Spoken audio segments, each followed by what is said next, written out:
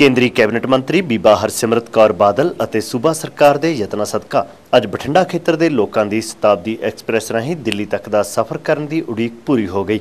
वीरवार शाम 4:20 ते देश की उच्च कोटि की तेज़ रफ्तार ट्रेन शताब्दी एक्सप्रैस नूं जिवें ही बठिंडा जंक्शन तो केंद्रीय कैबिनेट मंत्री बीबा हरसिमरत कौर बादल और सूबे के उप मुख्यमंत्री सरदार सुखबीर सिंह बादल ने हरी झंडी विखा के रवाना किया तां बठिंडा खेत्र के लोगों की चिरौकनी मंग इस दे नाल ही पूरी हो गई। इस तो पहला बठिंडा जंक्शन के प्लेटफार्म नंबर 5 ते होए एक सादे और बेहद प्रभावशाली उद्घाटनी समागम नूं संबोधन करदिआं उप मुख्यमंत्री सरदार सुखबीर सिंह बादल ने कहा कि हुण जल्दी ही बठिंडा नूं हवाई सेवा नाल भी जोड़न दा उपराला किया जा रहा है। अज इतिहासिक दिन है मालवे वास्ते।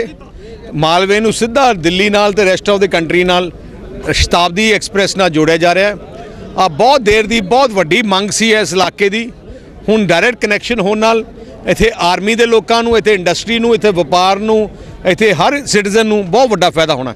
इस समारोह नूं संबोधन करदिआं संसद मैंबर और केंद्रीय फूड प्रोसैसिंग मंत्री बीबा हरसिमरत कौर बादल ने कहा कि अपने संसदी हल्के बठिंडा और पंजाब के विकास लई उन्हां कई होर वड्डे उपराले शुरू किए हुए हैं जिन्हां दा फल इत्थों की जनता नूं जल्दी ही मिलेगा।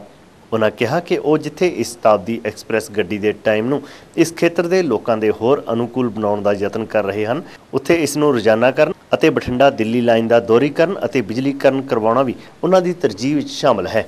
नाल ही उन्होंने एक अहम प्रगटावा करदिआं अपने संबोधन में कहा कि वो रेल मंत्री तो पंजाब लई कुछ ट्रेनां नाल अजिहियां विशेष बोगियां लगवाउण की कोशिश भी कर रहे हैं जिन्हां सदका पंजाब तो फल सब्जियां आदि दूर दे राज्यां नूं भेजियां जा सकण। अजिहा होण नाल सूबे के छोटे किसानों को भी बड़ा लाभ मिलेगा।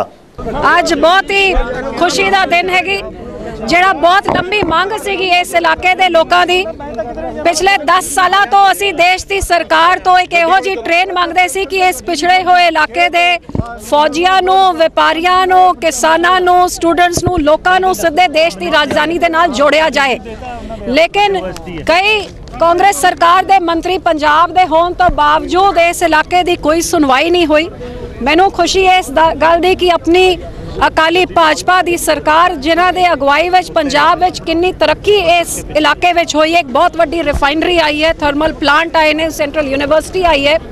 ये जरूरतों को देखते हुए जब अपनी सरकार दिल्ली विच बनी पहला बजट पेश होया, उस बजट विच ये शताब्दी की मंजूरी दी गई।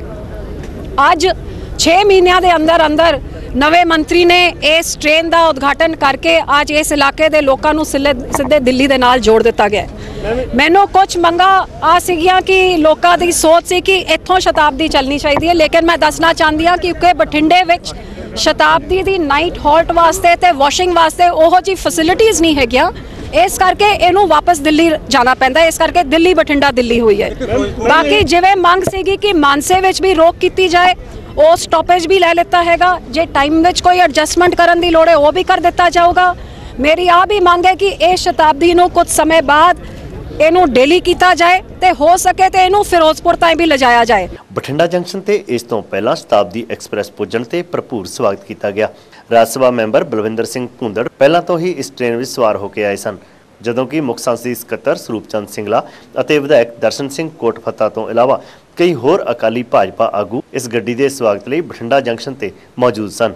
बठिंडा तो इस शताब्दी एक्सप्रैस गड्डी फिलहाल हफ्ते में 2 दिन शनिवार और सोमवार शाम 4:20 ते रवाना होया करेगी, जिस विच एक एग्जीक्यूटिव और 8 AC चेयर बोगियां हैं। बठिंडा तो दिल्ली तक ये गड्डी सिर्फ मानसा, जाखल, जींद और रोहतक स्टेशनों पर ही रुकिया करेगी ते इस विच मानसा का ठहराव भी बीबा हरसिमरत कौर बादल के विशेष यत्नां सदका ही संभव होया है। नवी दिल्ली तो गल करिए तो नवी दिल्ली तो ये ट्रेन सवेरे 9 बजे बठिंडा लई चलिया करेगी। इस गड्डी के शुरू होने नाल इस खेत्र के लोगों में उत्साह का माहौल है। ट्रेन का बहुत दिन से वेट कर रहे थे।